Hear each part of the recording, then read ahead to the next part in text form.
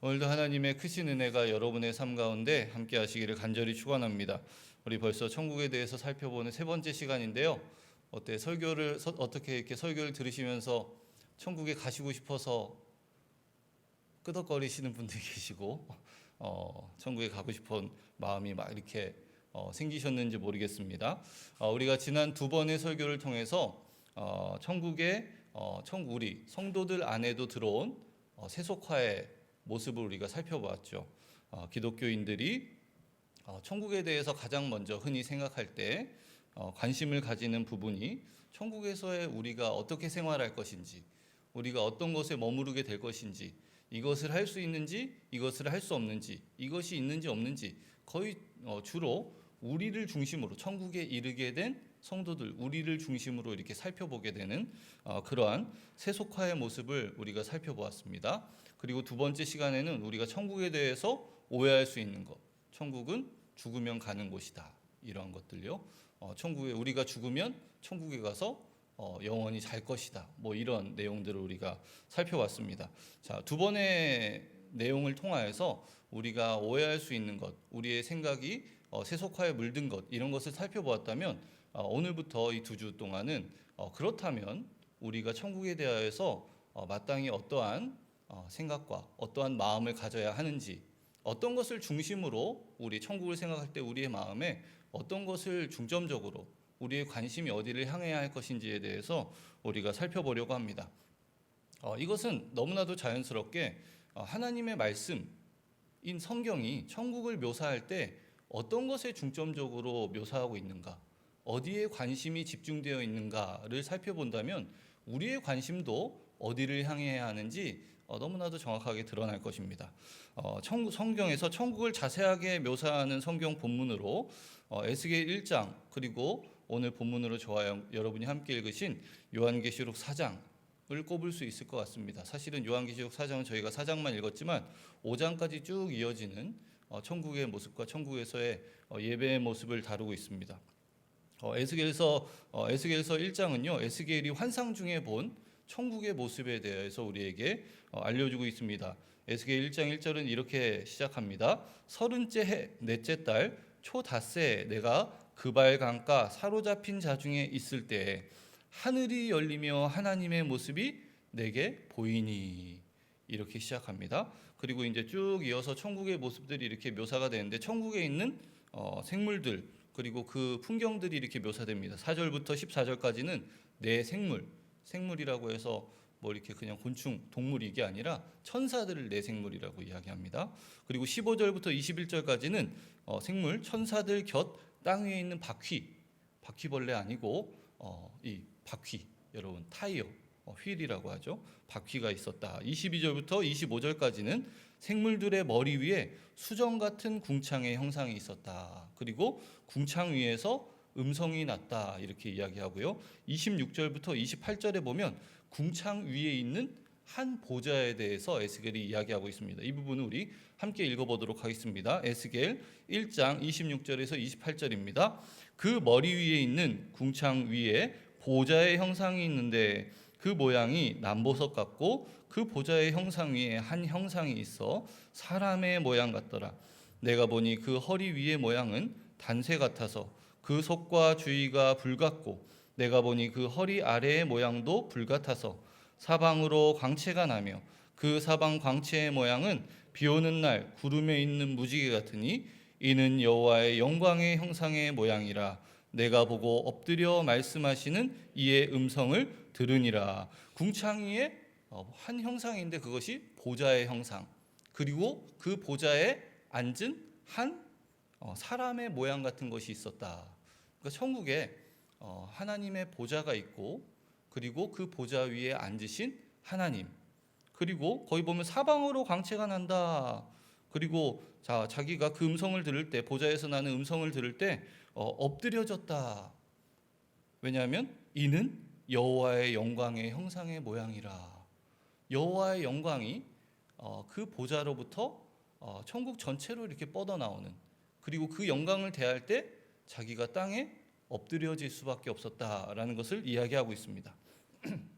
에스겔의 천국의 묘사는요, 천국 주변으로부터 천국 중심으로 이렇게 그 시선이 이동하는 것을 우리가 알 수 있습니다. 내생물, 바퀴, 궁창의 형상 이런 것들을 쭉 둘러보다가 천국의 중앙에 있는 하나님의 보좌를 그가 보게 되었다. 저와 여러분이 읽으신 오늘 본문 요한계시록 4장에 보면 요한은 에스겔과 이렇게 유사한 표현을 많이 묘사를 많이 이야기하고 있는데 그는 오히려 천국 중심에 있는 보좌를 가장 먼저 보고 그 보좌를 중심으로 해서 그 주변에 있는 것들을 이렇게 묘사하는 방식을 택합니다. 그러니까 에스겔과는 좀 정반대라고 할 수 있죠. 주변으로부터 중심까지 표현하는 것이 에스겔이었다면 요한은 중심으로부터 주변. 그러니까 이 두 모습이 굉장히 이렇게 조화롭게 조화를 이루고 있다 이렇게 이야기할 수 있을 것 같습니다. 계시록 4장 1절부터 11절에 보면 이제 하늘의 예배 5장까지 이어지는 하늘에서의 예배가 기록되어 있는데요. 1절에 보면 이후에 내가 보니 하늘에 열린 문이 있었다 이렇게 이야기하죠. 그리고 이리로 올라오라 라는 음성을 듣고 그가 올라가게 됩니다. 2절과 3절에 보면 보라 하늘에 보좌를 베풀었고 그 보좌 위에 앉으신 이가 있는데 에스겔과 비슷하죠. 보좌의 형상 같은 것이 있었고 그 위에 사람의 모양 같은 형상이 있었다. 하나님의 보좌를 요한은 가장 먼저 보게 됩니다. 천국에 이르렀을 때 요한이 가장 먼저 본 것이 하나님의 보좌 그리고 그 위에 앉으신 하나님이십니다. 3절에 보면 앉으신 이의 모양이 벽옥과 홍보석 같고 또 무지개가 있어 보좌에 둘렀는데 그 모양이 녹보석 같더라. 이렇게 천국을 묘사할 때 보석에 대해서 이야기하는 것, 보석이 이렇게 가장 진귀하고 귀한 것 아닙니까? 그러니까 인간의 언어로, 인간의 사고로 형언할 수 없는, 다 표현할 수 없는 그 진귀한 그 영광을 요한은 보석의 이미지를 차용해서 설명하려고 하는 겁니다. 인간의 언어로 천국의 그 황홀함을 다 설명할 수 없기 때문에 인간에게 있어서 보면 황홀하다고 여겨지는 것. 우리 권사님들도 많이 계시고 여성분들이 이렇게 특히 이렇게 자꾸 반짝거리는 거 좋아하시잖아요. 여러분 이렇게 뭐 그 어디야 종로나 이런 데 가면 금은방 이렇게 쫙 있으면 그 휘황찬란한 조명도 이렇게 멋있게 해놓지 않습니까? 이렇게 정신을 이렇게 잃을 것 같은 그런 모습, 금들이 막 깔려 있고, 그렇죠? 막 보석들이 이렇게 있는 거 보면 마음이 황홀해지시잖아요. 가질 수는 없어도 그런 이미지를 이제 요한이 사용하고 있는 겁니다. 이 세상에 있는 이 땅에 있는 가장 귀한 것들, 진귀한 것들 보면 황홀하게 느낄 만한 것들 이것을 이제 사용해서 묘사를 하고 있는 것이죠. 당연히 천국의 영광, 천국의 그 황홀함은 이 세상에 있는 어떤 것으로 설명되지 않는 것이 사실이지만 가장 진귀한 것을 사용해서 그것을 묘사하고 있다 이렇게 생각하시면 될 것 같습니다.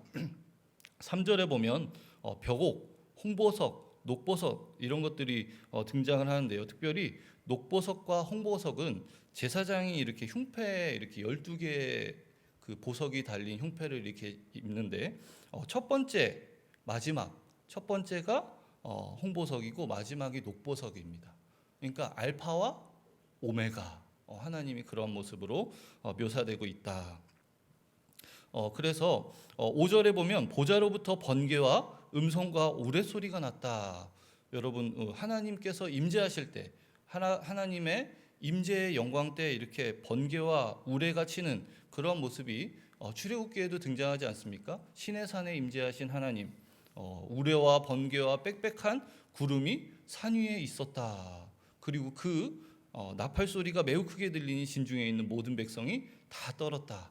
하나님의 임재와 그 임재의 영광이 인간에게 임할 때 인간이 그 하나님의 영광 앞에 두려워하는 그런 모습이 나타나는데 천국에서도 하나님께서 임재하시는 하나님의 영광이 나타나고 있다라는 것을 우리에게 묘사하고 있습니다.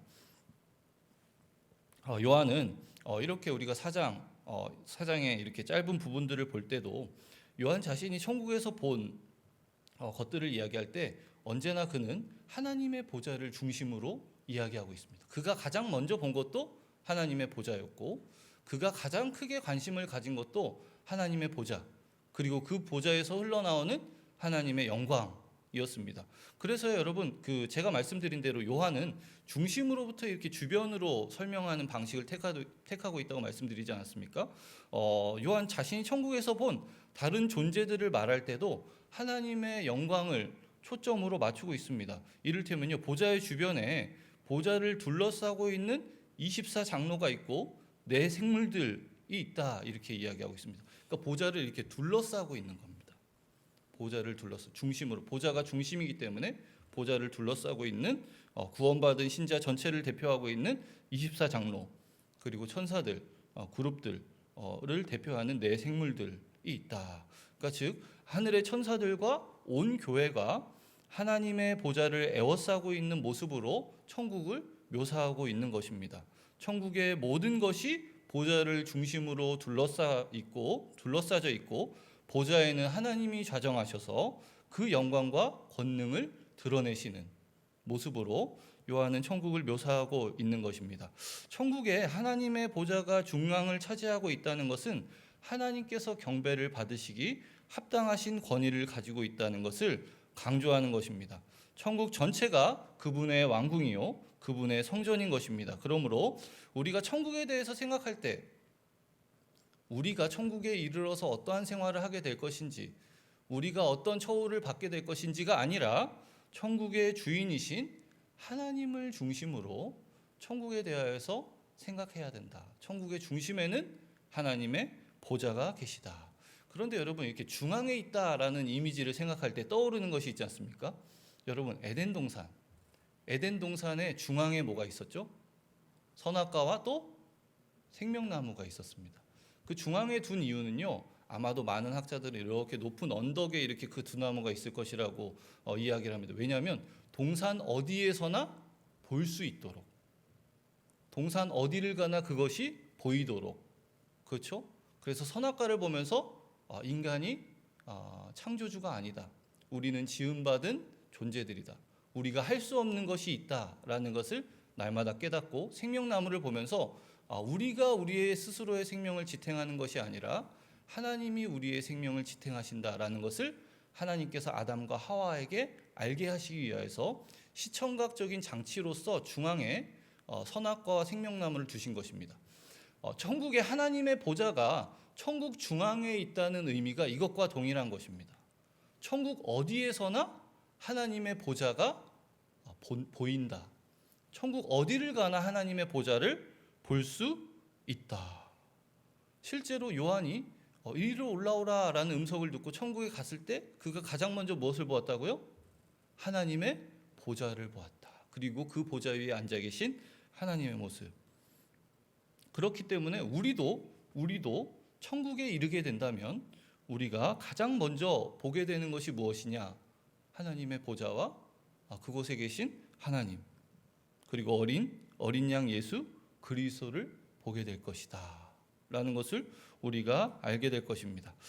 전에 이 김추성 목사님께서도 설교를 통해서 우리에게 말씀해 주셨는데요, 하나님을 보는 복, 지복, 직관, 그때 들어보셨죠? 주일 설교 때 성도들에게 있어 성도들이 누릴 수 있는 가장 큰 복이 무엇이냐? 하나님을 보는 것. 하나님을 보는 게 뭐 그렇게 대단한 영광이야? 라고 하겠지만 여러분, 성경에 보면 하나님을 보는 것에 대한 성도들의 간절한 염원들이 많이 등장하고 있습니다. 시편 42편 1절 2절에 보면요, 하나님이여 사슴이 시냇물을 찾기에 갈급한 같이 내 영혼이 주를 찾기에 갈급하니이다. 내 영혼이 하나님 곧 살아계시는 하나님을 갈망하나니 내가 어느 때에 나아가서 하나님의 얼굴을 배울까. 하나님의 얼굴을 보는 것에 그가 간절히 사모하고 있는 것을 봅니다. 출애굽기 33장 18절에 보면요, 모세가 하나님께 무엇을 요청합니까? 원하건대 주의 영광을 내게 보이소서. 하나님의 영광을 내가 보기 원합니다. 보기 원합니다. 시편 17편 15절에 보면 나는 의로운 중에 주의 얼굴을 배우리니 깰 때에 주의 형상으로 만족하리이다. 이 시편 기자도 자기가 죽어서 의로운 중에 자기의 모든 이 세상의 모든 죄가 사라지고 완전한 영화에 이르게 그때를 소망하고 있지 않습니까? 주의 얼굴을 뵙게 될 것입니다. 그리고 주의 형상으로 내가 만족하게 될 것입니다. 그의 소망을 이야기하고 있습니다. 이것은 예수님께서 산상수훈에 말씀하셨던 마음이 청결한 자에게 주어질 복이 천국에서 성취될 것이라는 것을 우리에게 알려줍니다. 마음이 청결한 자는 복이 있나니 그들이 하나님을 볼 것이며, 여기서 볼 것이며는 미래형으로 되어 있습니다. 미래의 지속적인 현실을 나타내는 것인데요. 마음이 청결해진 자는 천국에서 하나님을 계속 영원히 보게 될 것이다. 그리고 요한은 천국에서 구원받은 하나님의 백성들이 하나님을 보는 것, 하나님을 이렇게 관람하고 보는 것으로 그치는 것이 아니라 그 하나님을 보고 하나님의 영광 안에서 하나님을 섬기며 하나님을 찬양하게 될 것이다. 이렇게 이야기하고 있습니다. 요한계시록 22장 3절 4절에 보면요, 다시 저주가 없으며 하나님과 그 어린 양의 보좌가 그 가운데에 있으리니 그의 종들이 그를 섬기며 그의 얼굴을 볼 터이요, 그의 얼굴을 보게 될 것이다. 요한계시록에 실제로 하나님의 얼굴을 보게 될 모습이 이렇게 등장을 하고 있습니다. 여러분, 찬송가 608장 후일의 생명 그칠 때라는 찬송이 있습니다. 우리가 잘 부르지 않는 찬양인데요. 찬양의 가사에 이렇게 되어 있습니다. 후일의 생명 그칠 때 여전히 찬송 못하나 성부의 집에 깰 때, 그러니까 죽어서 천국에 이르게 될 때죠. 내 기쁨 한량 없겠네. 내 주 예수 배울 때 그 은혜 찬송하겠네. 내 주 예수 배울 때 그 은혜 찬송하겠네. 여러분 아실지 모르겠지만 페니 크로스비, 이 찬송의 작사가가 페니 크로스비라는 여성입니다. 그녀는 시각 장애인이었습니다. 앞을 보지 못하는 사람이었죠. 장애를 갖고 있는 사람이었습니다. 그런데 우리가 살펴본 이 후렴의 가사와 같이 내 주 예수 배울 때 그 은혜 찬송하겠네.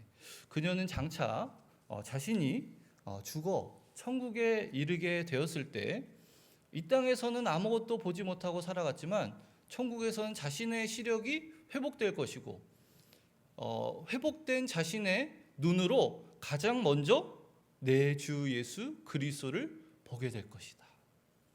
그리고 그 주님을 볼 때 어떻게 한다고요? 내 기쁨이 한량 없을 것입니다. 나를 구속하신, 이 땅에서 언제나 나와 함께 하신, 나를 이 천국까지 이르게 하신 우리의 복된 구세주 예수 그리스도를 볼 것을 그는 소망했고, 그분을 보게 된다면 우리는 한량없이 기뻐하게 될 것입니다. 고린도전서 13장에 이렇게 이야기합니다. 온전한 것이 올 때에는 부분적으로 하던 것이 패하리라. 12절, 우리가 지금은 거울로 보는 것 같이 희미하나 그때에는 얼굴과 얼굴을 대하여 볼 것이요, 지금은 내가 부분적으로 하나 그때에는 주께서 나를 아신 것 같이 내가 온전히 알리라. 얼굴과 얼굴을 맞대고, 여러분 하나님 보신 분, 하나님은 영이시기 때문에 우리가 하나님을 볼 수 없습니다. 천국에 가서도 아마 우리가 본다라고 이야기하는 것처럼 하나님을 보지는 못할 것입니다. 천국에 간다고 해서 하나님이 영이신 분이 육이 되시지 않으실 테니까요. 그러나 우리가 천국에 갈 때 분명히 하나님을 보게 될 것입니다. 그것이 어떤 방식인지 지금의 사고로는, 지금의 이해로는 우리가 알 수 없지만 하나님을 분명히 보게 될 것이고, 하나님에 대한 온전한 지식이 우리에게 주어지게 되는 것이죠. 하나님을 보고 하나님을 경험하고 하나님의 그 지혜, 하나님의 그 무궁한 영광, 우리를 향하신 그 하나님의 사랑이 우리가 천국에 이르렀을 때 우리에게 그야말로 급류와 같이 밀려 들어오는 것이죠. 우리의 마음 가운데 우리의 마음의 기쁨이 형언할 수 없이 퍼져나가고 우리의 입은 하나님을 찬양하지 않을 수 없게 되는 것입니다. 별로 이렇게 동의가 안 되시는 것 같은데 이 땅에서도 이렇게 찬양하실 때 이렇게 얼굴이 별로 기쁘시지 않은 것 같더라고요. 이번 주 저희 청소년부 찬양하는데 다 일어나서 찬양을 하는데 기쁘게 박수를 치면서 찬양하는데 얼굴은 다 이러고 있어요.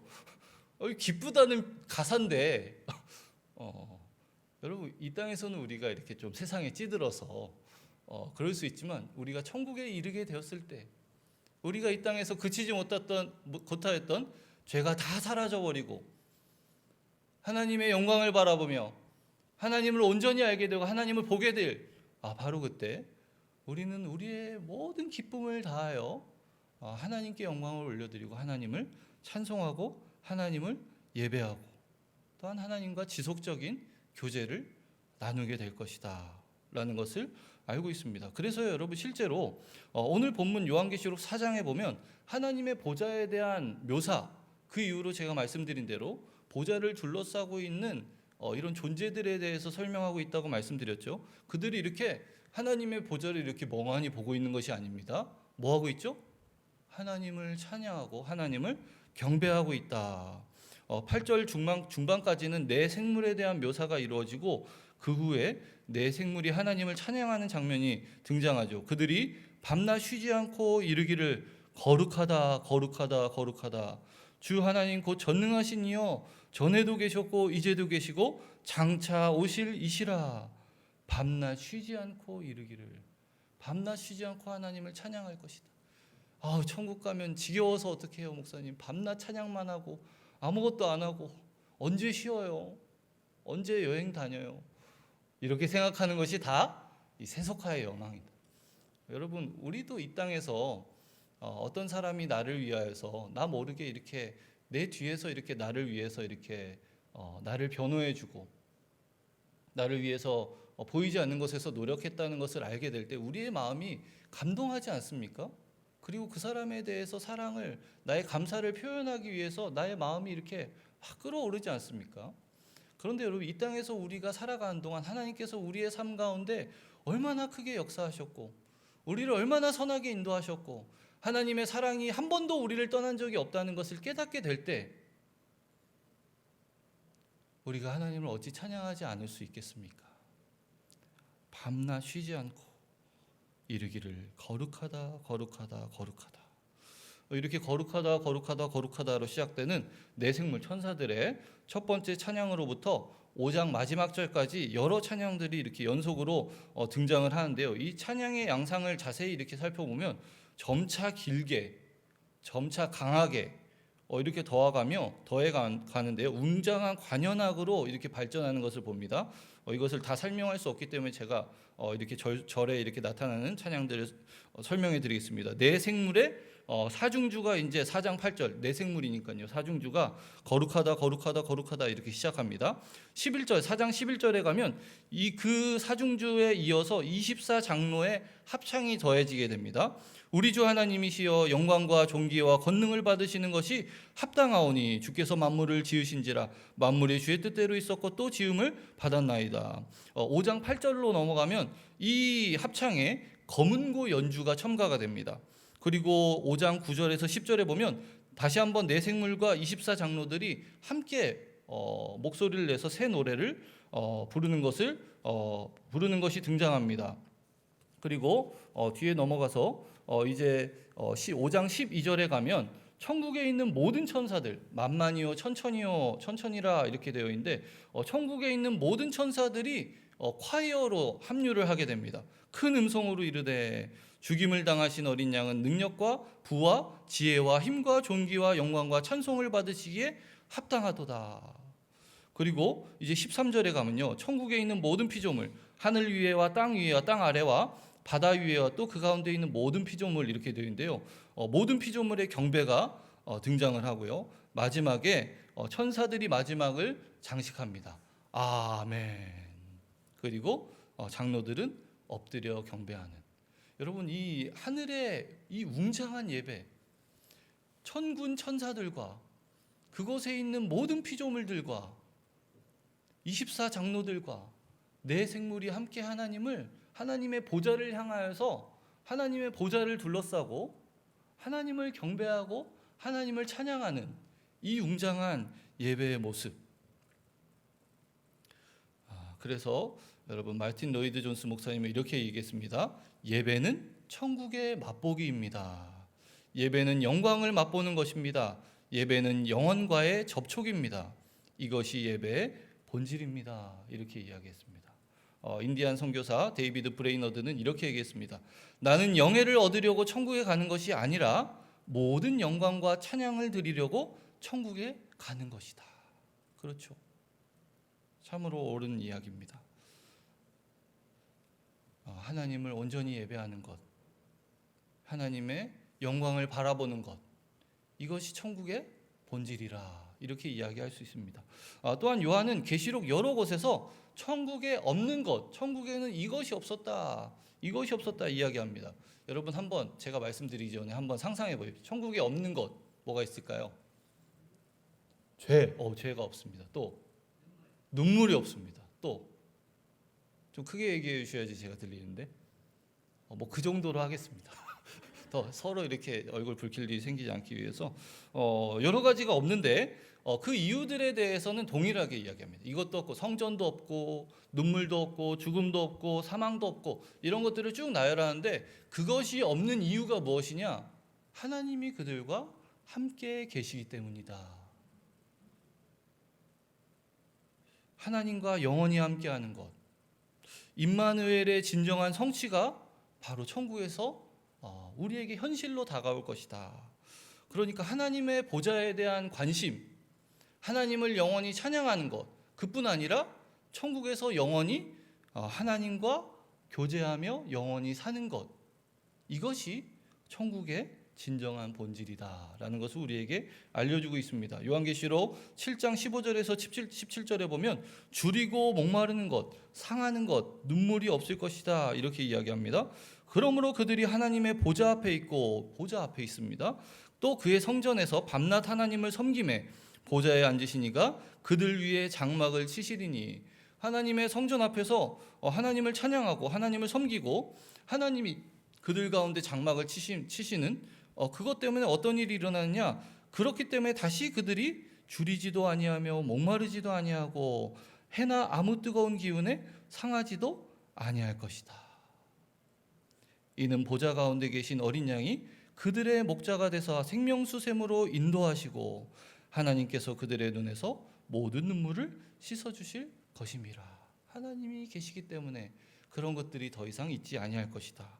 21장 1절에서 4절에 보면요, 눈물과 사망, 애통, 곡하는 것, 아픈 것 없을 것이다 이야기합니다. 왜 그러냐면 하나님의 장막이 사람들과 함께 있음에, 하나님이 그들과 함께 계시리니 그들은 하나님의 백성이 되고 하나님은 친히 그들과 함께 계실 것이다. 그래서 생긴 일이 무엇이냐면요, 모든 눈물을 그 눈에서 닦아주시니 다시는 사망이 없고 애통하는 것이나 곡하는 것이나 아픈 것이 다시 있지 아니하리니. 하나님이 함께 계시기 때문에. 성전이 없습니다. 21장 22절에 보면요, 성 안에서 내가 성전을 보지 못하였으니, 성전이 없는 이유는 무엇이냐면요, 이는 주 하나님 곧 전능하신 이와 및 어린 양이 그 성전이심이라. 하나님과 어린 양이 우리의 성전이 되어주시기 때문입니다. 빛도 필요 없습니다. 그 성은 해나 달의 비침이 쓸데없으니 이는 하나님의 영광이 비치고 어린 양이 그 등불이 되심이라. 하나님이 그들에게 영광의 빛을 비춰주실 것이기 때문에 빛이나 어느 광명체가 필요가 없을 것이다. 그래서 여러분, 바울은 빌립보 교인들에게 보내는 편지에서 자신의 소망을 이렇게 이야기하고 있습니다. 자신이 세상을 떠나 천국에 있는 것, 이것이 자신의 소망이 아니라 세상을 떠나서 그리스도와 함께 있는 것, 그것이 나의 간절한 소망입니다. 바울에게는 그리스도야말로 천국의 가장 큰 매력이죠. 우리가 천국에 가야 할 이유는 무엇입니까? 그곳에 하나님이 계시기 때문입니다. 우리의 복된 구주 예수 그리스도가 계시기 때문입니다.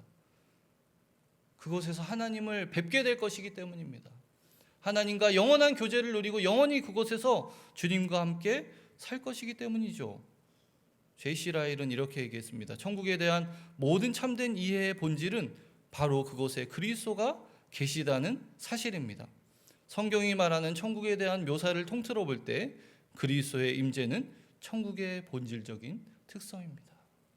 사랑하는 여러분, 우리가 그곳에서 무엇을 할지, 우리가 그곳에서 어떤 처우를 받게 될지, 우리가 그곳에서 누리게 될 영광이 무엇인지, 이것이 천국의 본질이 아니라 우리가 장차 이르게 될 천국의 중심에 하나님의 보좌가 있고 그곳에 앉은 하나님께서 천국 모든 곳에 그의 영광, 그의 존귀한 영광을 나타내실 것이라는 것, 우리가 하나님을 보게 될 것, 하나님을 영원히 찬양하게 될 것, 영원히 주님과 그곳에서 눈물도 없고 사망도 없고 애통도 없고 고통도 없는 그곳에서 우리의 사랑하는 주님과 함께 영원히 살게 될 것이라는 것, 그것이 성경에서 이야기하는 천국의 본질이다.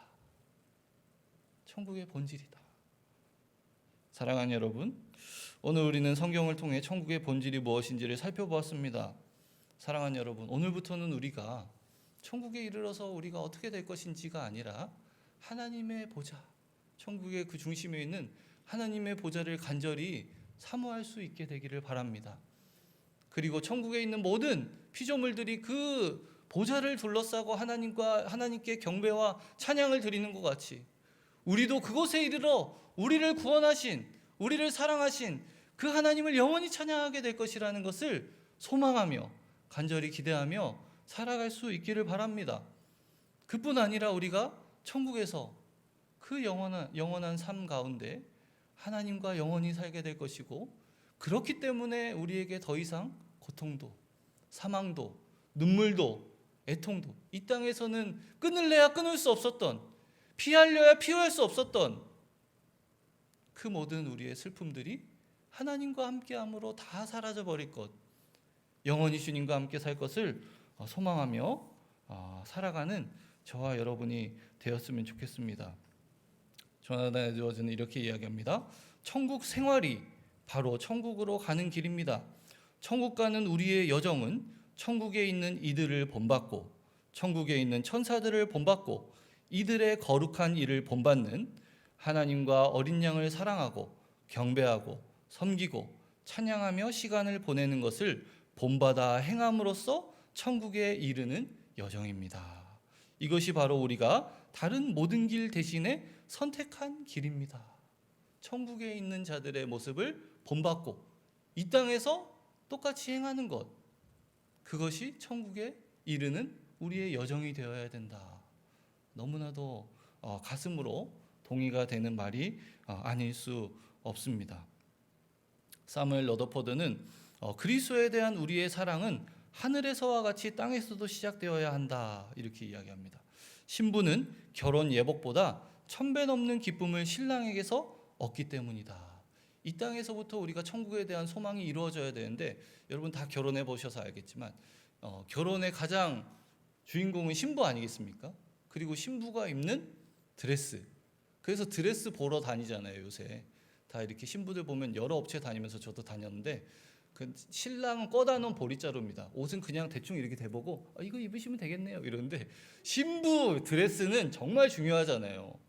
그런데 여러분, 신부가 드레스를 입기 위해 결혼을 합니까? 그렇지 않죠. 신랑을 사랑하기 때문에 하는 것 아닙니까?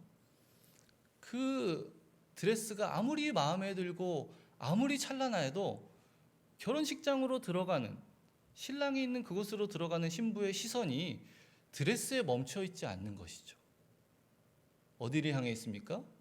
신랑을 향해, 사랑하는 신랑을 향해 있는 것 아니겠습니까?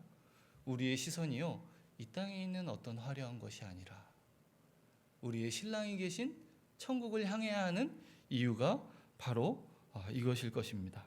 하나님의 보좌, 하나님을 보는 것, 하나님과 함께 교제하며 영원히 하나님을 예배하고 찬양하며 사는 것, 그것이 성도들에게 주어질 가장 큰 영광일 것입니다. 그뿐 아니라 우리가 장차 이르게 될, 장차 소유하게 될 영광일 뿐만 아니라 이 광야 같은 세상에서 객과 나그네로 살아가는 성도들의 유일한 소망이자 가장 큰 위로가 되는 것이 바로 이것이죠. 우리 마지막으로 데살로니가 전서 4장 16절에서 18절을 읽고 우리 설교 마치도록 하겠습니다. 주께서 호령과 천사장의 소리와 하나님의 나팔 소리로 친히 하늘로부터 강림하시리니 그리스도 안에서 죽은 자들이 먼저 일어나고 그 후에 우리 살아남은 자들도 그들과 함께 구름 속으로 끌어올려 공중에서 주를 영접하게 하시리니 그리하여 우리가 항상 주와 함께 있으리라. 그러므로 이러한 말로 서로 위로하라. 아멘. 아멘. 영원히 주님과 함께 살게 될 것입니다. 그것이 저와 여러분의 유일한 간절한 영원한 소망이 되기를 간절히 축원합니다.